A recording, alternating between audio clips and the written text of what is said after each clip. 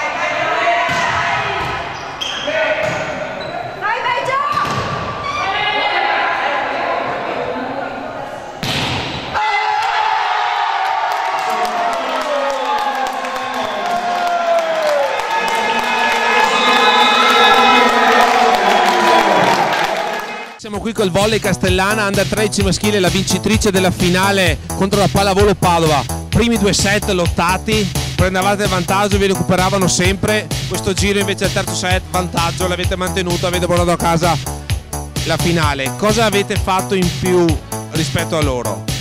Secondo me siamo stati più attenti nel muro e soprattutto nell'attacco. Sicuramente do ragione al capitano del volley Castellana, in attacco avevano una marcia in più, merito anche la prestanza fisica di questi atleti. Entrambe le formazioni andate, mi pare, alla fase interregionale, quindi un grosso in bocca al lupo.